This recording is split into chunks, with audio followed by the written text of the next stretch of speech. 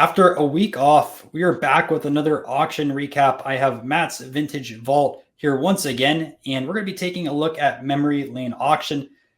Honestly, guys, we're not going to be able to cover nearly all the cards on there. There's about 200-ish cards that all sold for over $10,000. And I know you guys want to see us cover a lot of the high-end cards, but it's just not practical for this type of video. So we're just going to highlight some of the top sales, be in depth as much as possible, and cover a wide variety of sports. Yeah, this video will be pretty different than the other ones. I mean, we have a good variety of stuff. We already took a look at the top page of it. I think there's a little bit more variation in this than we usually see, which will be kind of nice. There's some stuff that I don't think we definitely haven't covered some of the stuff near the top. So we'll get to talk about some new stuff, which is always exciting. Yeah, and if you ended up purchasing anything at this auction, let us know down below in the description. Guys, we're interested in seeing what people that watch these videos, what you purchased at these auctions. And we're going to start off with the highest sale over here, a 1903-04 W600 Christy Mathewson. It says it's a Type 3, and this sold for $158,000. This was like the front face of a lot of the advertisements for this specific auction. Yeah, this one, I'm surprised this only got a 3. I mean, definitely the bottom right corner, top right, but super nice copy, of course. You don't put an item like this at the beginning of a auction without feeling like it's the top of the line there. So this one, super nice. Didn't really know where this was going to go for. You can see it's pretty unique. It's the only Type 3 mount in the PSA Pop, so it was going to be a little bit different. $158,000 for this item. Very nice. Super cool. I've always loved these W600s. I think they present really well. I love the oversized stuff in general. So, super nice buy for somebody. See what I'm interested. I just read the description. It's at the very bottom. It said it sold the exact same copy, $41K 2 years ago. And it said zero mention of his rookie status. Rookie card wise, Christy Mathewson, I'm like 99% sure he has an E107 from 1903, which would be a hefty premium over this cabinet card. The E107s were some of the first caramel cards that were issued in the 1900s. A little bit of a big drought between the 1895 Mayos and then the E107s. Or actually, is it E103? Let me just double check. 1903. I want to say it's E107. E107, yeah. Okay, it is E107. But regardless, I'm like 99% sure Christy Mathewson's in that set. I'm curious what that Christy Mathewson would sell for now in that E107 set. Yeah. Yeah, this is definitely an eye-popping sale for his stuff. Super nice. I would have loved to have picked this up. I think these oversized W600s look amazing. Who was the player in this set that you had the opportunity to pick up a few years ago? It was Mordecai Brown. He was my PC for a little bit when I was younger. I did have the chance to buy one of these for less than $1,000, which was kind of painful now because I don't know if we'll cover the sale of his in here, but it was a whole lot more than $1,000. Super, super awesome. I always loved that card, and I wish I would have picked it up. I'm just going to show it right now because it's buried in page number 2. So we'll just change it to the lot price so you guys can see some others. The Cy Young sold for $17,000.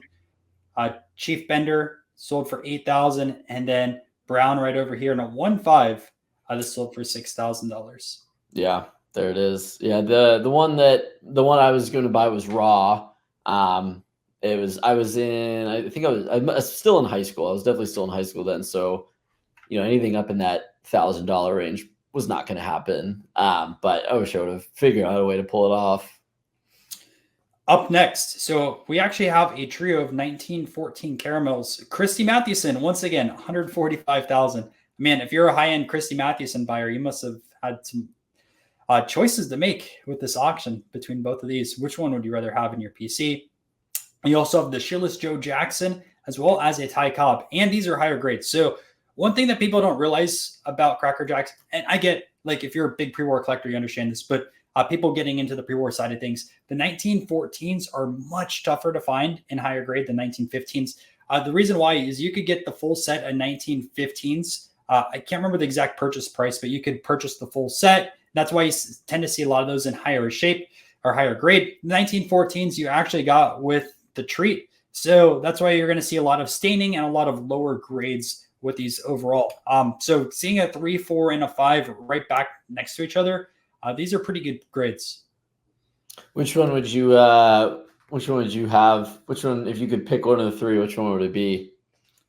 Ooh, the one I really want in my PC, it's a lot cheaper than this, is the Grover Alexander, the pitcher. So that's one of his first cards. I know he has a 1913, like a playing card, but I'd much rather have his 1914 Cracker Jack. Yeah, he has that like game card, national game or whatever. Yeah, and the only reason why I say that is there's other cards of each of these players that I would much rather have. On the Christy Mathewson side, I'd rather have his other 1903 card. I'm never going to afford that. Joe Jackson, I'd rather have his red bordered card from 1909. Yep. And then over here for Ty Cobb, I'd rather have the T206 Ty Cobb back. But that would be my preference. Yeah. But to call it these prices too, Jackson 90,000 and then Cobb being 83. I've actually seen this card a few times at card shows. I wonder if it's the same exact copy or if the card I saw was like a 2. I know it was a lower grade edition. But here we have the Tip Top Bread Hannes Wagner.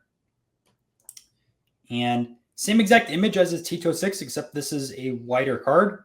1.5 obviously for rounded corners and that big crease over there. But this one fetched $81,000. Yeah, I was going to mention the same thing you did. I've seen this at shows before. I don't know what grade I saw them in or anything like that, but I have seen this. I've also seen this on Net 54 as well. There's a gentleman on there who has one. So I had seen that before a couple of times. But yeah, I mean, this is a fraction of the T206. I don't know if this is as rare or rare. I'm pretty sure this is a little bit rarer than the T206. I would say that, but I don't have the pop report in front of me. I wonder if it says it in the description over here. Yeah, I don't know. I have no idea. Either way, this is a fraction of the price of the T206. So if you want a T206 on a budget, rather than the chips circular card, which I'm not a huge fan of, this would be your card. And I say budget loosely because it's an $81,000 card. This isn't really budget friendly, but if you look in terms of millions of dollars, 81,000 is a little bit budget friendly. Cool. Let's keep moving forward with these. 53 mantle and 8. I'm not going to cover a lot of the higher grade stuff over here. This is kind of interesting though. The 9 Hank Aaron, it says the highest graded example, $73,000. $73,000 for 9. But those 62s are so tough with those borders. So it makes sense. And then over here, a bit rare of a back, I believe, on this Joe Jackson. There's like 20 of these backs. I apologize for not memorizing all of them. If I'm going to try to look up the scarcity, there's a PDF guide online that you can look up for M101s. But regardless, 63,000. I did want to cover this T204 because I actually purchased a Walter Johnson authentic. I shouldn't say purchased, little purchase as well as trade.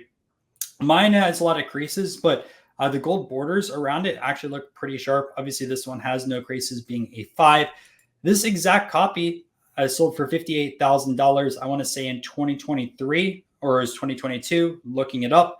So a little bit of a bump, but it's marginal at this type of price point. Yeah. Yeah, pretty nice copy. You mentioned no creases. Corners for something like that are actually not that bad. I don't know where they said this lands on the pop report. It says 4 other copies at that same grade. So super nice, very nice card. 61,000. I wonder what some of the ones that are graded even a little bit higher would fetch now. Well, it said the 8 in 2023 sold for $377K. Well, there you go. Yeah, you'll those ones are a little bit higher. Keep moving up. And I want to say like 1s to like 2 or 3s are in about the 20,000 range. Somewhere around there. Yeah, probably. Yeah, probably around there. All right. Ty Cobb 7.5. That's sweet. Plows Candy. Ty Cobb in A4. You don't see these that often, the E300s. Let's go for a premium. Turkey Red Cabinet in a 5. Let's see what else over here. We've covered this Hannes Wagner a few times in videos, but 52,000 for a 2 on that copy. 69 Clemente 10, 52,000. And again, We could easily cover all these cards, but there's just so much Yeah. auction. Oh, here you go. I know you love talking about Jim Thorpe, so have at it. Yeah, this is I didn't even see this when we went through the auction the first time. This is probably his, and I'm gonna get people in the comments talking about this. This is probably his most popular card, other than probably the Sport Kings. I think that one would look, or the All American. But I think in terms of like, there's a lot more people out there that collect baseball than football, and so I think that a lot of people that know his name, if they collect baseball, they're familiar with this card or one of the variations of it that exist. This one's super nice, pretty clean. Looks pretty standard. Back centering could be a little bit better, but you see that here and there. I like it. It's nice. 41,000. These have gone up quite a bit from when I started to get used to Thorpe stuff. So congrats to the person that picked it up. I'm reading this. It says he has some Colgan chips from 12 or 13. Mm-hmm. I didn't know that there was a chip with Thorpe, but I know the earlier chips are easy to find. I didn't know they had 19, 12, and 13 as well. Yeah. He's actually got, he's got a decent amount of baseball stuff, all things considered. He does. He has a PCL Z-Nut card. I had an opportunity to almost purchase one a year or 2 years ago. Eventually, I'll pick one of those up because I do like Z-Nuts and I want to have some representation in my PC. And we're going to cover actually a Z-Nut, funny enough, in this video. But really awesome Thorpe over there. Let's see what else. A 957 Aaron. Let's see how well this centered. This sold for 41,000. It's a newer label. Ooh, look at that top to bottom though. Oh, that one's not. Oh, I was like a 59. Yeah, that's not a newer label. Nope, you can see it starts with a 0. Look at that top to bottom though. I know people are going to say it's a really great example. 100%. The 57s are always going to be off-centered. But for a 9, I thought it'd be a little bit better centering. Well, remember the grading standards didn't change. So, what are we talking about? They never changed. That is true. Let's take a look at the back. And here is our back on this side of things. What else do I have to say about it? Look at, it's off-centered. I know back centering doesn't matter as much, of course, but which it still should, but it doesn't, which is I think a big mistake in the hobby. But yeah, especially older labels, back centering doesn't matter nearly as much. No, but pretty hefty premium over there. Someone in the Hank Aaron registry had a field day at this auction. Yeah. 65 Bob Gibson in a 10. That's another set. I want to just take a look at this really quick. Let's see the centering on this one. I think it's fine. Yeah, not too bad. It's fine. I just want to check the back on that. Super clean on there too. I like the 65s. I think that's probably one of my favorite years in the 60s. It actually might be my favorite. Yeah, it beats the 68s for you. Yes. No, but I love these. I love these pennants over here at the bottom. I just think it's this set's got a bunch of rookies. I love this one. It's got a bunch of names. Cool. Let's keep going through another PSA 9 Hank Aaron 59. Keep going through.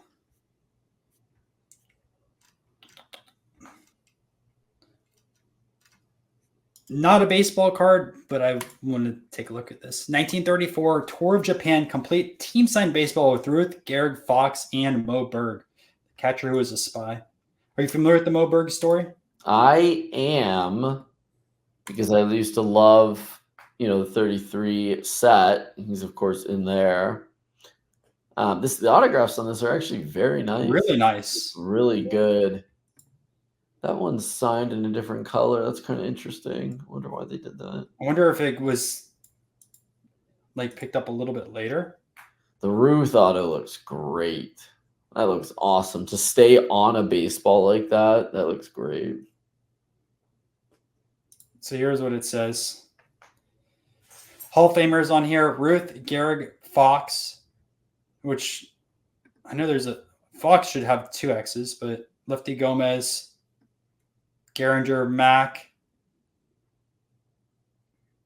Lefty O'Doul may make the Hall of Fame one day for what he contributed to Japan to grow baseball, but this is awesome. Yeah, that's a nice dude. The autographs on there look great. It's so hard to keep some of those on the baseball. They look really nice, especially those older baseballs that they deteriorate a little bit, gets a little shiny. I wish it had the story of this where it got signed. And I wish it did too. Yeah, that's Like, nice. I wonder if this baseball was found in Japan or someone just went around getting all these autographs over time. I don't know. I don't know. They look. Most of those signatures look. They're the same time. Yeah, I mean, not all of them. You can see some are a little bit different. One's even signed a different color. Some of them look. Connie Mack and the Ruth look the same. They have kind of the same aging pattern. Fox, maybe. It's nice. 30 grand. It's a fine price. I like that. You get a pretty sweet item for that. Yeah. I mean, I think this is a better purchase than some of the baseball cards on there. I don't know how many Tour of Japan baseballs there are signed, though. Yeah, I don't either. All right, so let's keep going through. 1953 pack, $28,000. 28 grand. Are you popping it open? No. Not either. There's the koozie. That's the koozie. And where is that? And there's an Elgin Baylor also. Yeah, there's a couple. So let's bring these up. That's here. All right, take the floor with the Bob Cousy 8. Koozie, 28,000 for that. That's right in line with recent sales, although quite a bit down from the peak.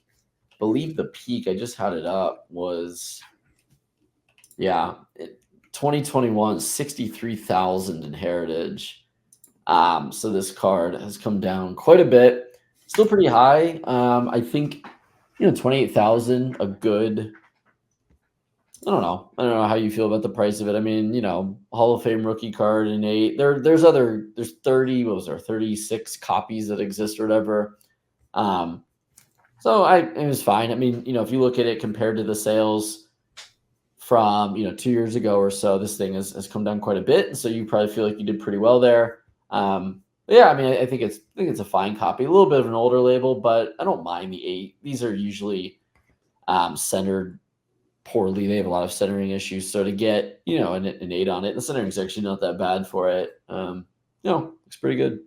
And then the other one, the 1961 Baylor. This is 100% old cert. You can see cert 0. This one's sold for 28.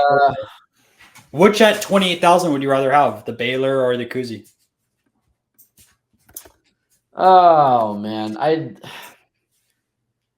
do I have to take the certs into account?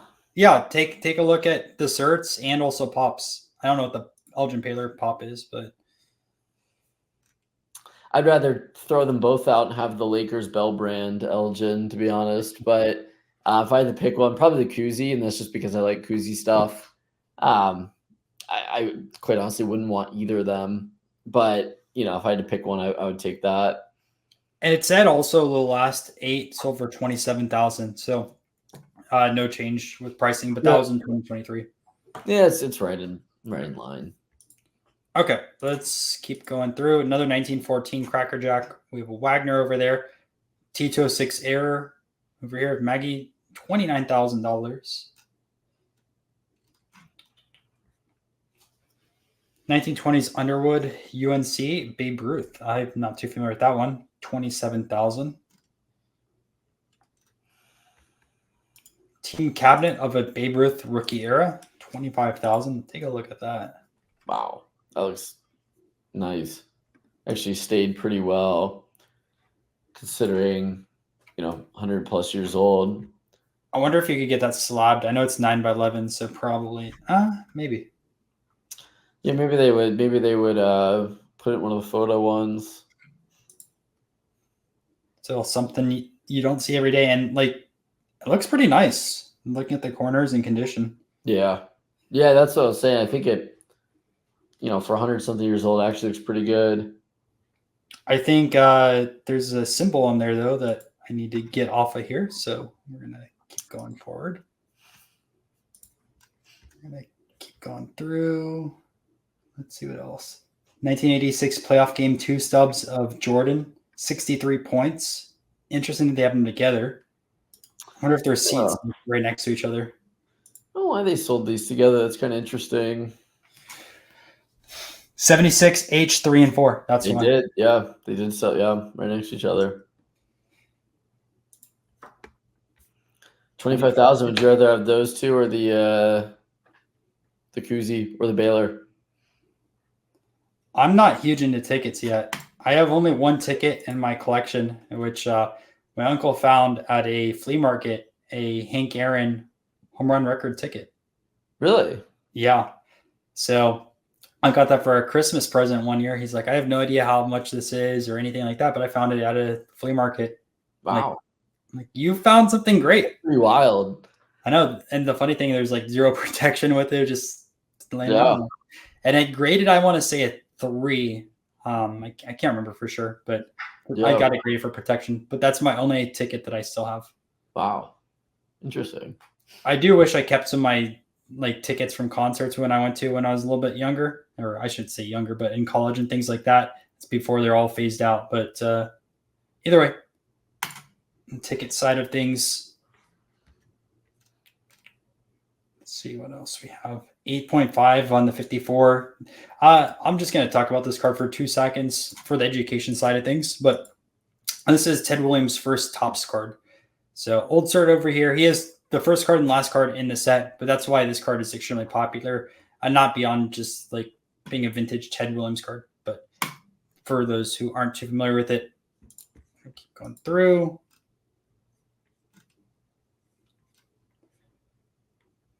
Wow, a 10 refractor LeBron is only $20,000 now. Where was that, Peak Hobby? I know. I don't even want to. For the 2021 buyer's sake, I don't even know if they want to see that. Oh boy. Oof. Yeah. Speaking of oof, look at this line. Who's gonna do the honors? Yeah. Do you want me to do it? I think we have what's the umpire that everyone loves right now? Angel Hernandez. Angel Hernandez. We got the Angel Hernandez of graders that looked at this Pete Maravich. Like he probably just felt the corners on here. Okay, felt good. Did not even look at the image and gave it a 9. Yikes. Yeah, I have a 7. I think my 7 looks pretty good compared to that one. I don't even. I mean, I guess I mind the centering. Fish eyes, I don't know. I don't really care about. To me, it's the color. Color just. This thing was out in a flea market for 20 years. This is going to grade a 9, and no one believed them, and then it actually graded a 9. Yeah, I mean, it did. I was surprised. It kind of sold, kind of just right in line with the recent ones. I think the sale before that was $21K. So, like, I don't know, a slight. Congrats to the consigner, right? They got to feel great. You know, they got to feel pretty good about what they were able to unload here. Yeah, I don't. You can get. I mean, would you rather have this? This is a dumb question. Would you rather have this or a signed rookie? Because you can get a signed rookie for like 20, 25. I'd rather have the signed rookie, especially since he passed away late 30s, early 40s. I'd rather have a signed one than 2 of these that look like this. I mean, come on. Like I don't know. My 7 looks pretty good next to this one. And I paid 1/20th of the price that this one for, so I don't know. That is what you call a registry card. Yeah. Let's keep going through. I'm not too familiar with these postcard set. I'm going to load that up. Another 1914 Cracker Jack. Caldwell, high number 18,000. I load up those postcards. Yeah. I didn't see that. We'll go to that postcard next, but look at that 1954 Mays autograph. Yeah. It actually looks pretty good. I I guess this is an 8, like a technical auto breaking. grade. I guess this is an 8 because you do have some discoloration there at the top of it, and then the streak in the maze part, but it's pretty good looking. I hate the way that they grade autos. Like I think I don't really like it. I don't really like the way they do it. This is a super nice copy in general, and then I think the placement's The great. placement's good. Yeah. I was gonna say like if that's probably the only way you could get that sign right there. Yeah, I mean, you would take that. What'd this sell for? 18? 18. Yeah. And also it's not a bad looking 5. Obviously there's some chipping there, but the front looked very clean. Yeah. No, I like it. I personally bought that. Congrats. It's sweet. This is the postcards I wasn't familiar with. Look at that, Eddie Plank. And I'm not Waller. familiar with these either. I've never seen them. I like them. They look sweet, man. The plank looks They look awesome. Who else is in here? great. Let's see. And do they have the post? No, they're clean backs too. No. Chief Bender in here and Connie Mack. I mean, I'm not going to go through all these, but 18,000 for 20 subjects. I think this was probably a pretty good deal. $900. Oh my God, it's the whole set. I thought it was just those 2. Oh wow, no, full set. I think that's a good deal. that is a good deal. I'm looking at the other names now. I guess those are the big 2. Yeah, those are the big 2.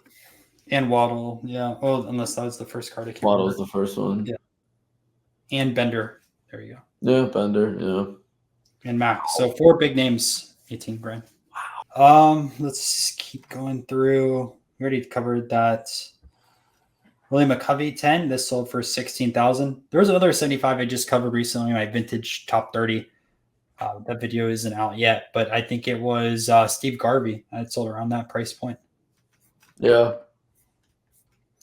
There's another Pete Rose 10. How many of these 10s have just flooded the market? That's what, 5? Yeah, I feel like we've covered a lot of those. Because there was 1 on eBay, there was 2 at the one other auction house. So that's been 4, which is kind of wild. Yeah. All right, check this one out. This is another possibly flip. Look at this. Group of 23, the long set, only missing Gehrig. And look at the grades. You have Jimmy Fox in a 5, Goose Goslin in 2, which that's not a bad looking 2. Lefty Grove also in a 2. Coiler in a 2. Simmons in a 4. Gehringer in a 2. Lindstrom 2. Lindstrom. Bill Terry. Terry in a 2. Gomez 4. Lefty O'Doul. He's priced like a Hall of Famer with a lot of stuff. He's in a 2. Marinville also priced like a Hall of Famer. He's a 3. Lefty Gomez 4. Why would you not? Pepper Martin also priced like a Hall of Famer, being a 2. I mean, man, I Chick Hafey also a 2. Chuck Klein in a 4. These are great grades. A dealer had to buy this to split it up. This is a great deal. Wow. Why would you not get the Gehrig and finish it? Well, I think they sold the Gehrig somewhere else, like at its own lot. I guess, yeah. That sucks. Still, though, if you're going to build the set, you already have 23 there. Or if you're a dealer and you're looking for some inventory, like these cards sell really fast. Yeah, no. If you're a buyer, like, yeah, no, you did it extremely well. Cool with that. That was some great value. All right, I love that set. I'm telling you though, we're going to see that Gehrig in here. You have to. 53 Page in the 8 sold for 15 grand. Cy Young Pin 13,000. I wanted to get to the Washington. Oh, I know you wanted to talk about this card too. That's a card I wanted to talk about next. The Z-Nut and Washington, all right next to each other, which is fantastic. Yeah. And also, look, another 75-10. Terry Hughes, $11,000. Yeah, there's your registry for you. Yep. All right. First card, because we talked about this a little bit before we started recording. Your Sandy Koufax. Yeah. I don't. Let's see with the cert. Okay, I guess it's not that new. It's a nice 5. I don't know if you like the 5. I like the 5. I think It's not bad. Clean. I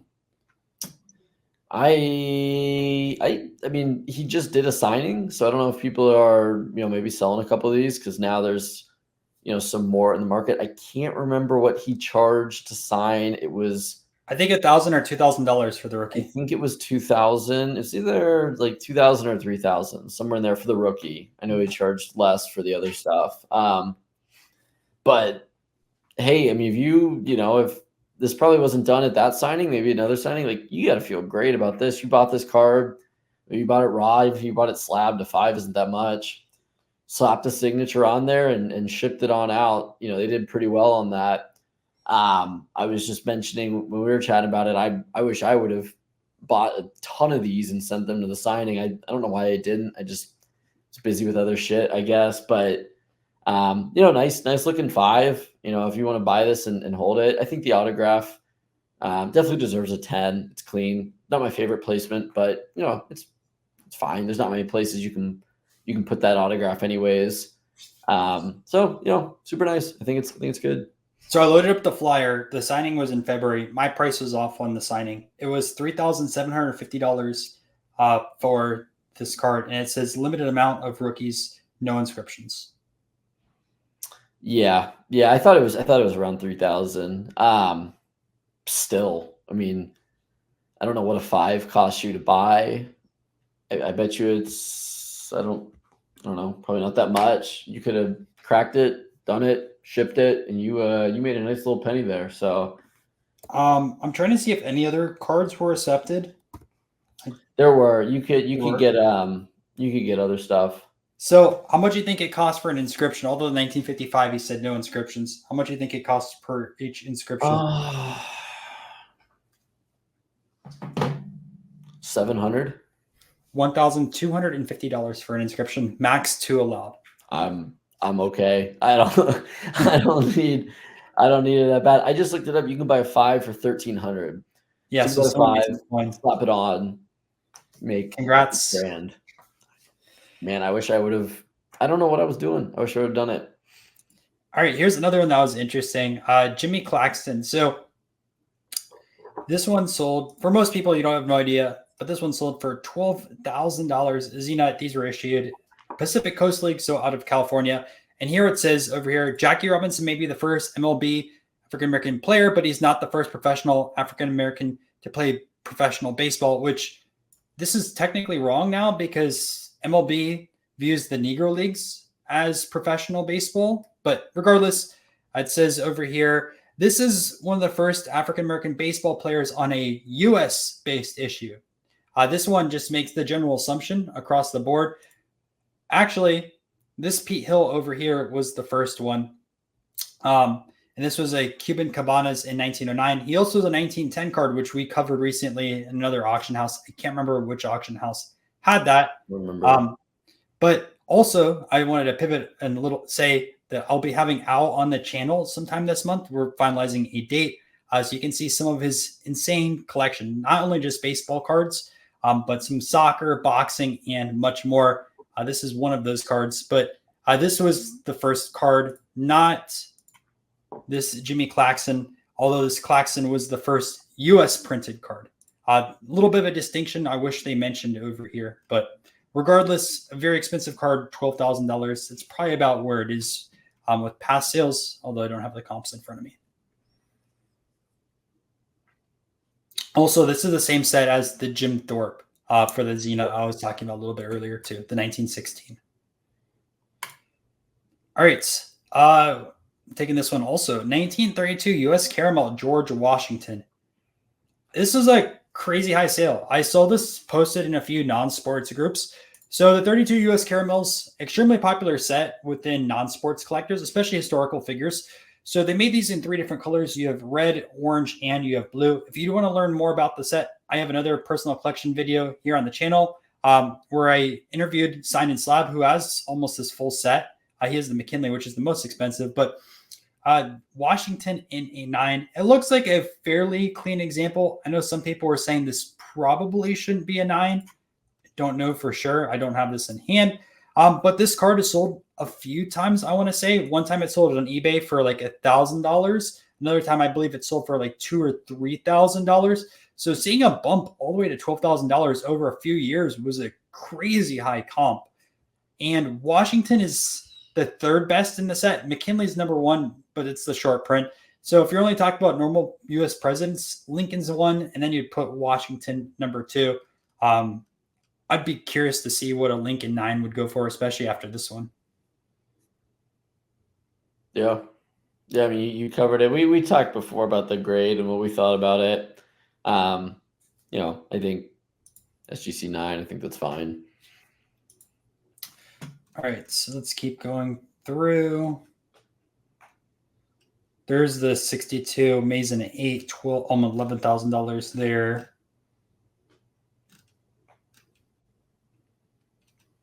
Oh, here you go. I talked about the sun in the intro. There you go. Yeah. So a 2, which generous 2, but this does have standing, which again, very common in this set. $10,000. I saved myself a little bit of dough buying this one instead of the other 3, right? Yeah, you saved yourself a little bit. You could pit. Actually, you could buy with the extras. You could buy the Pete Maravich. There you go. Yeah. 18 plus grand. A lot more other stuff. The others were 80,000 plus. Yeah. But a very expensive card. And I feel like a lot of people don't know who Grover Alexander is, but it's all right.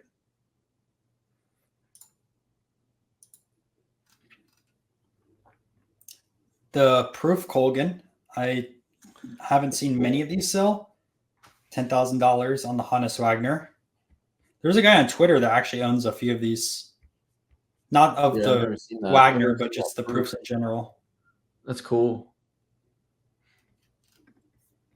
Star Trek. I don't know anything about Star Trek. Apologize, but I don't really watch sci-fi stuff. 51 Mantle. Always cover those. Let's see if there's anything else. Group of 18 Ginters. I'm going to load that one up. We'll see. I may just go to page 2 really quick to see what's there, but N28s and N29s. Let's see who's in here. King Kelly is your money by far. Clarkson, Hall of Famer, not as popular. Keith, decent as well. Comiskey, that's money. Montgomery Ward, not a Hall of Famer. May make it in one day, but people speculate already on his pricing that he's a Hall of Famer. Pretty popular. Popular as well. I mean, these are your two of your bigger non-sports in that set. Yeah. Which I would have put both of these a little bit earlier, but let's see what else is here.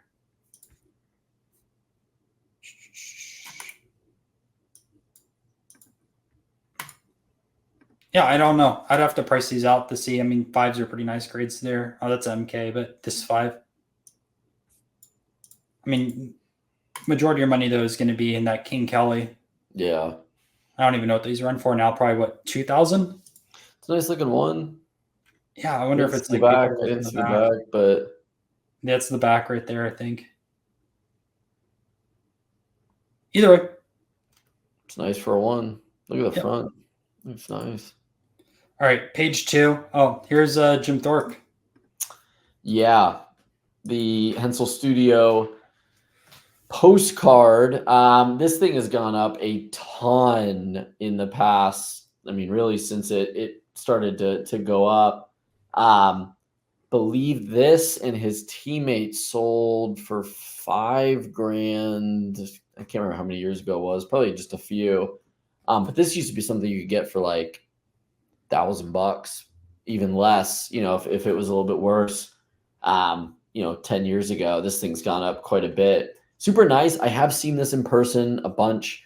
I think it's a really nice looking postcard. Nice pose. I wish it had something to do with, the football side, but it is what it is. It actually presents. I don't know if the the color in this one looks as good as some of the other ones, but I've seen it with really good color. It actually comes out pretty nice considering a lot of his stuff around 1912.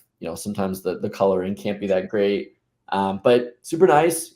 This has to be the all-time sale publicly, considering I thought that the $5,000 for him and his teammate were the highest. So this one would beat it by a little bit. So pretty nice purchase. Roger Maris autograph over here. Auto 10 card got a 6. This sold for $7,000. I'm curious if over time Maris stuff kind of depreciates because of Aaron Judge's season.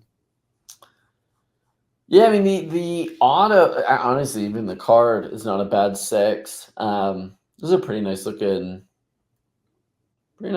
combo. I mean, for people that like Maris stuff, I don't really care about Roger Maris, but everything else looks pretty good. They even mentioned 50-50 centering, stuff like that. It's a nice looking card. A lot of 61s are way horrible centered, but yeah, really good. Eddie Plank, SGC 5 on the Romley. No, that's another one I've been shown to grab the Plank, or a Plank card in general. But I'm not too focused on the baseball side right now. If something happens, it happens. Here's the Cap Anson. I wonder if it was from the same thing that got broken up. 6,000 for 4. Yeah. Probably about right in line. Ooh, 1888 E223 GB gum. These are extremely tough. King Kelly here. 58. Here's your Thorpe in a 1. 58 also. Yeah. Check out how bad that looks, though. It is rough. What did it go for? 5,800. Dude, my chances to get one of those have long passed me, man. I don't even want to tell you what some of those prices used to be so nice for those. They've well, that's because it has a rare back. It says over here, only known example on any professional pop report. Oh, interesting. Yeah, I'm not overly familiar with all the different backs. I know there's like so many backs. All right. Well, that explains that price point. Guess if you're trying to collect as many backs as possible, that's your only opportunity. Yeah. What old Judge is that? Oh, it's an SGC 6. Pay for that one. Duke Snyder, rookie in an 8, 4,600. It's a high number also in that set. Sheet cut, Mike and rookie. I saw that. It's. I wonder if they were just. I was looking at this. I was trying to figure out where I would price it. I mean, I guess if you cut it out of the sheet, they just give it an authentic grade, which I think is kind of. I don't know how I feel about that, but. Well, that's what they say for most cards. There's a lot of cards that were sheet cut. Well, the ones that they can tell were sheet cut. I honestly, like, if you wanted to buy like a lower grade Mikan, like this is like something I would get. Like I would just buy something like that. I mean, the eye appeal is great for being authentic, of course. So like if you were like, hey, I don't want to buy like a 4 or a 3. Like I'd rather get something like this. I actually think that's a great opportunity for somebody to get like a nice looking one. You can tell the wavy cutness though. Oh yeah, that was a bad cutness. Dude, no, it looks like they cut it with scissors. I don't know what they were doing.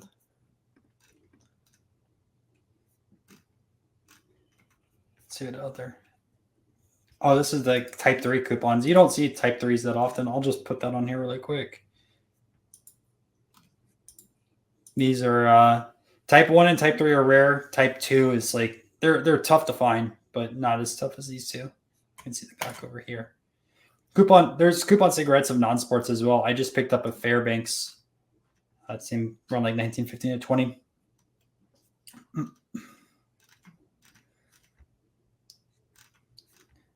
Anything else you see on here? No, I'm looking. I don't see if there's anything a little bit lower that I find super interesting. There's a signed Jackie photo, but the autograph is it's okay. It's not one of his nicer ones. Michael Jackson Thriller Auto, 3,300. Kobe Bryant signed book, Ernest Hemingway's The Old Man and Sea. It's kind of interesting oddball item. Yeah. Anything else? I think we pretty much covered everything on those first 2 pages. So yeah, I'm on the 3rd page. I don't really see anything. I don't see anything worth I'll Star Trek. We don't even talk about that. Yeah, I'll just scan it really quick. And if not, we're going to end the video here. And again, if you purchase anything, let us know down below. Or if there's any cards that we missed just talking about, because there's so much to cover here. I mean, it would be like a 10-hour plus video if we covered everything. Yeah. This is pretty cool. The Grant autograph. I saw that one there. I was just about to say that. I think we should be good on this one. And we'll be back with another video. I don't know what auctions are ending this week, and we'll have to check. But yeah, I don't know which ones are either. I haven't had a chance to look. I haven't seen what they have. But yeah, also if you guys see anything that we could do to improve these videos as well, definitely would be interested in making them better. But yeah, we'll end it off on this one for Memory Lane. A lot of really awesome stuff. See you guys in another video.